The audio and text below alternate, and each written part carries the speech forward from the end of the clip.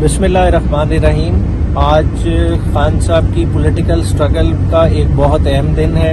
ایک کنکوکٹڈ کیس میں جو ان کو سزا مینیج کر کے دلوائی گئی تھی وہ آج آنریبل اسلام آباد ہائی کورٹ کے ڈویژنل بینچ نے سسپینڈ کر دی ہے۔ بیسیکلی جو آرڈر اناؤنس کیا گیا اوپن کورٹ میں یہ تھا کہ آپ کی ہم نے اپلیکیشن الاؤ کر دی ہے۔ اپلیکیشن میں ہم نے دو طرح کے ریلیف سیک کیے تھے۔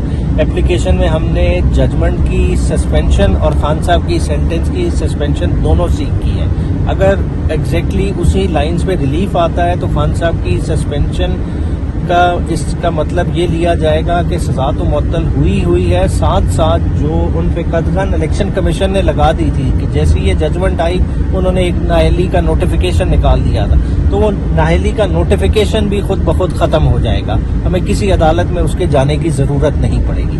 جہاں تک ایک پبلک میں پرسیپشن جا رہا ہے کہ جی سائفر کے کیس میں خان صاحب کو گرفتار کر لیا جائے گا، کیونکہ آپ دیکھ رہے ہیں کہ خان صاحب کے 180 پلس کیسز بنائے ہی اس لیے گئے کہ انہیں عوام سے کسی طرح سے دور کیا جائے، اور یہ دوری زیادہ دیر تک نہیں قائم رہ سکتی۔ جہاں تک کہ سائفر کا کیس تعلق ہے، آج وہ اس میں گرفتاری ڈال بھی لیں ہماری روپکار پہنچنے سے پہلے کہ خان صاحب باہر نہ آئیں، تو آپ یقین کیجئے سپریم کورٹ میں ہماری سی ایم موجود ہے ہولڈنگ آف ریلیف کی، جس میں خان صاحب کے جو تمام 17 کیسز میں ضمانتیں کینسل ہوئی تھیں ان کو چیلنج کیا ہوا ہے کہ یہ ضمانتیں کیوں کینسل ہوئی تھی۔ یہ ضمانتیں اس لیے کینسل ہوئی تھی کہ خان صاحب اس پیشی پہ پیش نہیں ہو سکے۔ تو خان صاحب پیش کیسے ہو سکتے تھے؟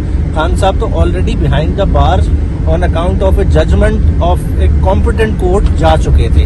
تو خان صاحب کی وہاں ایبسنس نائدر ڈیلیبریٹ تھی نور انٹینشنل تھی، اور سپریم کورٹ کے حوالے دے کے ہم نے اس میں ریلیف کی ایکسٹینشن سیکھ کی ہے۔ کیونکہ اگر آپ دیکھیں تو سپریم کورٹ 11 مئی کے فیصلے میں بھی خان صاحب کو اس طرح کا ریلیف دے چکی ہے، جب ہائی کورٹ کے احاطے سے خان صاحب کو الیگلی طور پہ اغوا کر کے اریسٹ ڈالی گئی تھی، تو تب بھی خان صاحب کو ریلیف دیا گیا تھا۔ 11 مئی کو خان صاحب کو کہا گیا تھا کہ آپ آزاد ہیں، آپ ٹھہریں ریسٹ ہاؤس میں، اور 12 کو اپنی بیلز موو کیجیے گا، اور 12 کو خان صاحب نے اسلام آباد ہائی کورٹ سے لاہور کی کیسز کی بھی بیلز وہاں سے لی تھی، اور اسی طرح کا ریلیف ہم دوبارہ سیکھ کر رہے ہیں۔ سیکنڈلی آپ کے سامنے ہے کہ کوئٹہ کی کیس میں خان صاحب نے آلریڈی بیل لی ہوئی تھی سپریم کورٹ سے، اور خان صاحب کی جب 5 مئی کو یہ گرفتاری عمل میں لائی گئی تو اس کے بعد خان صاحب کوئٹہ کے کیس کے 2 پیشیوں میں نہیں پیش ہوئے، اور ان دونوں پیشیوں میں متواتر وہ بیل ایکسٹینڈ ہوتی رہی ہے ڈسپائٹ دا فیکٹ کہ خان صاحب موجود نہیں تھے۔